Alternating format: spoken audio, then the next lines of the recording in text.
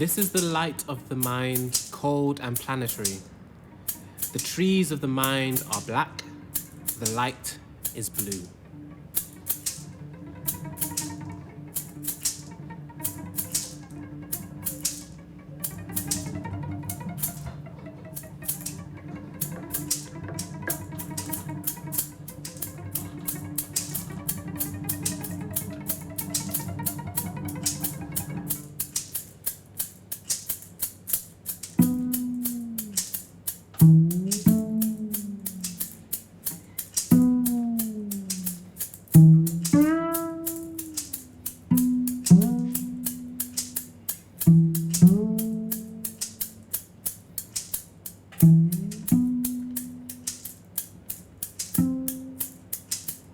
When I go out for a walk, I often like to count the number of steps that I take.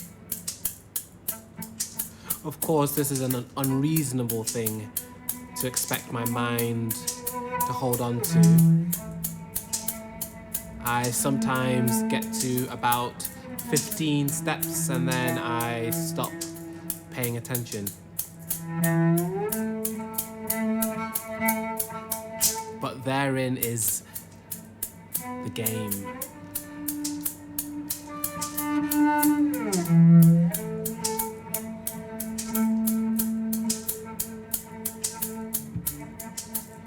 Once in a while, I can bend my mind in such a way that I can focus enough to get into this wonderful flow where I can hear the soft earth squelching beneath my feet.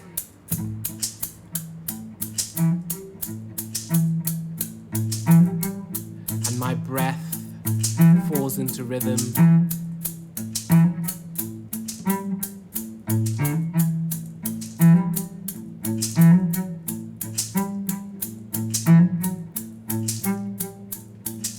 This moment doesn't last for too long, but long enough to completely free my mind, enough to let that blue light in.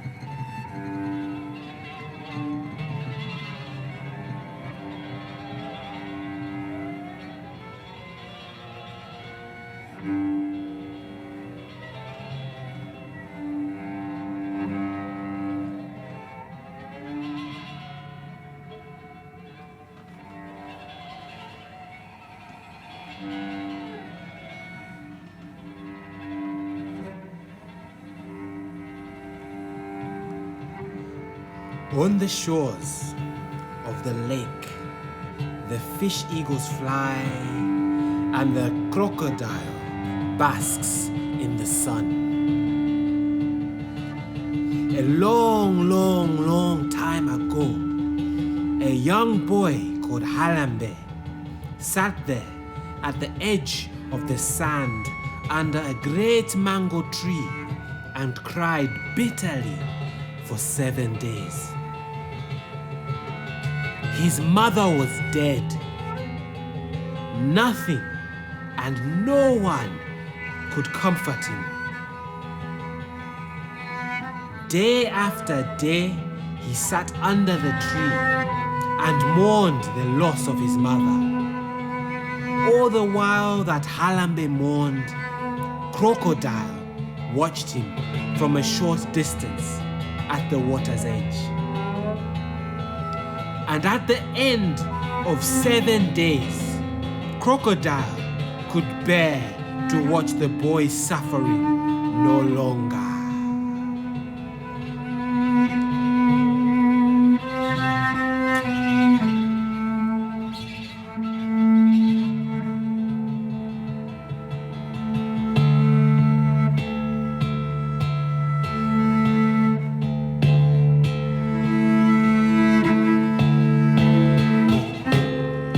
How can I eat a boy who is so unhappy? He asked himself. He is sure to taste as bitter as his tears, and I shall have a stomachache.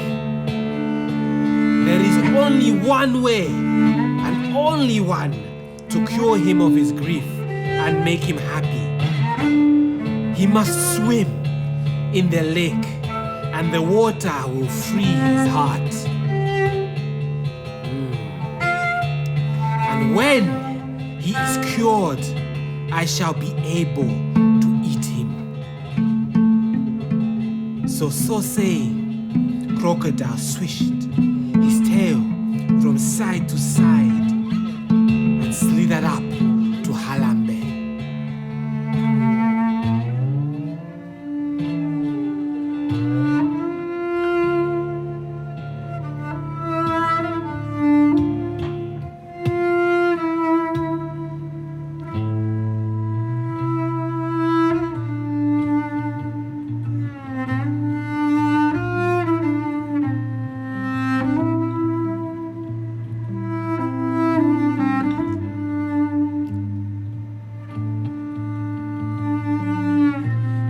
The most sweetest voice he could muster, the crocodile whispered, Harambe,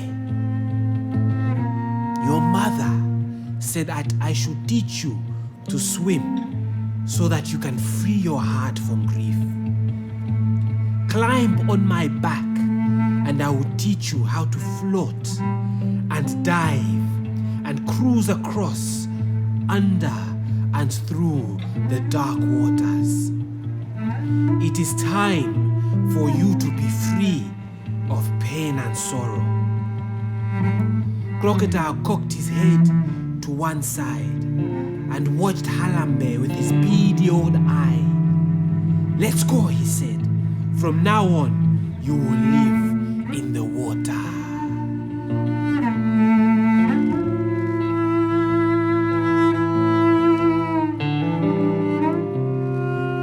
The sad boy climbed on the crocodile's back, and they slipped into the water and floated out into the middle of the lake. Hang on, shouted Crocodile, and he dived into the deep water so that the boy could see the brightly colored Muna fish flash past them and watch the plants sway in the current. Then Crocodile cruised across the lake and under and through the dark waters with the boy on his back.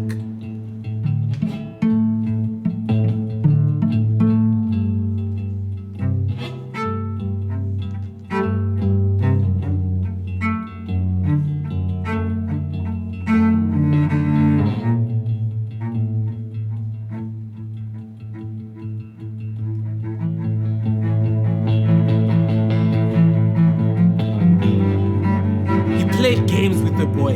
He swished his tail from side to side and splashed him with the cool lake water. He turned himself upside down so that Harambe had to crawl around on his belly in order not to fall off. He streaked across the lake like a torpedo with Harambe hanging onto his tail for his dear life. He made the boy laugh for joy, and in time, Harambe's heart was free of grief. When Crocodile saw that the boy was no longer weeping and no longer had bitter tears in his face, he thought to himself that it is time that Harambe got off his back to swim alone so that Crocodile could catch him and eat him. So the crocodile swam with Harambe to the shore. He was a little sad at the thought of parting company with the boy, but he had to do so if he wished to eat him.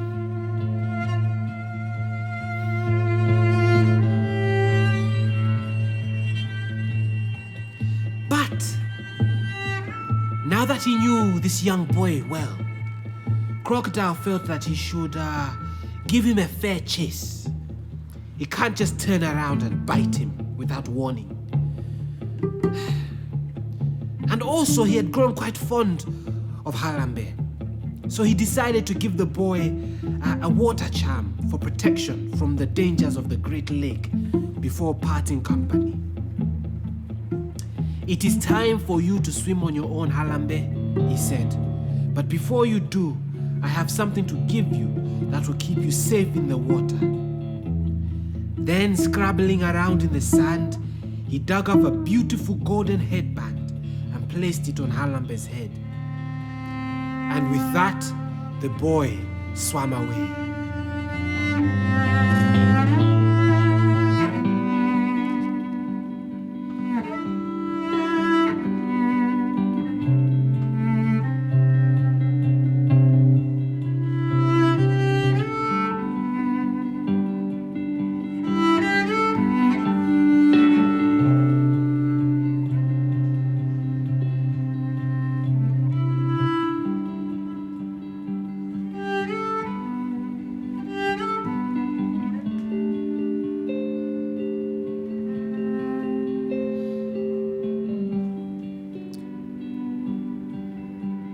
As time passed, the unhappy crocodile, basking in the sun, would often see this young boy swimming like a fish.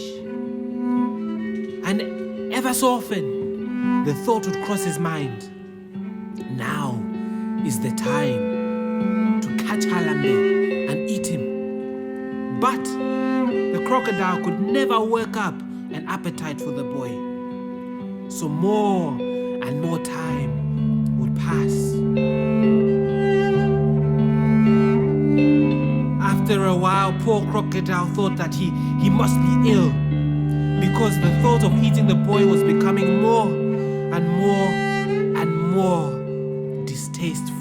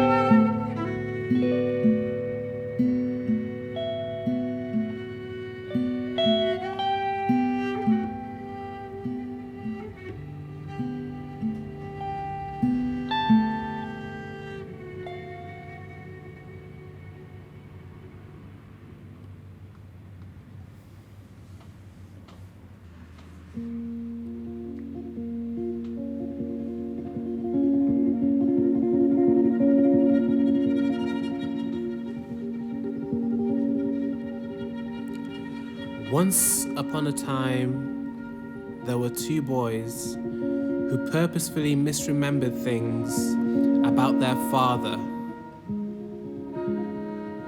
It made them feel better if they ever forgot things about their mother.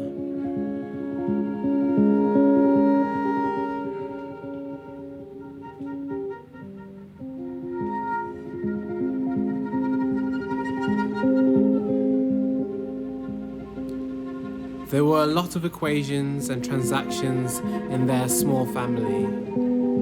One boy dreamed he had murdered his mother. He checked it wasn't true. Then he put a valuable silver serving spoon that his father had inherited in the bin. It was missed. He felt better.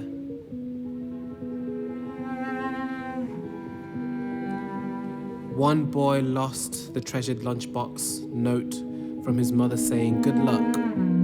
He cried alone in his room, then threw a toy car at his father's framed Coltrane poster.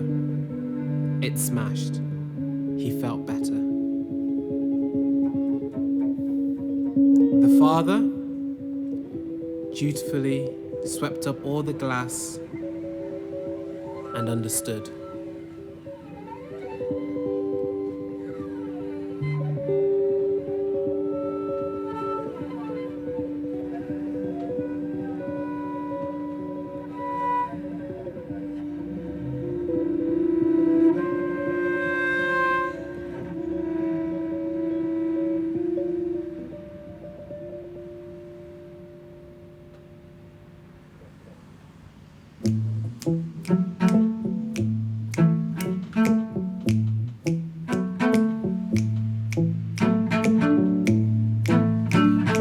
Improvised piece number 6.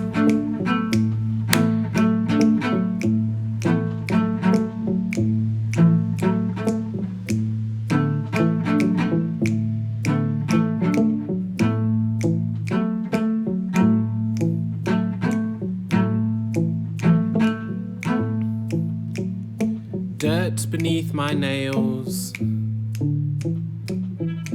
ashy knees,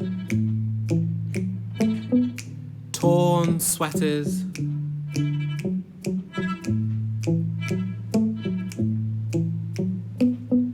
broken ribcage,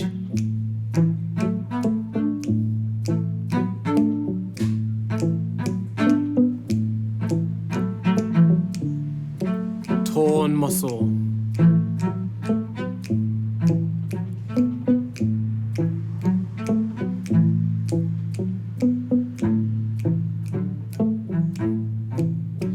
oh, to return,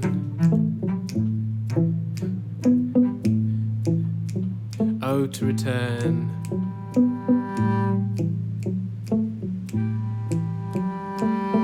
oh, to return.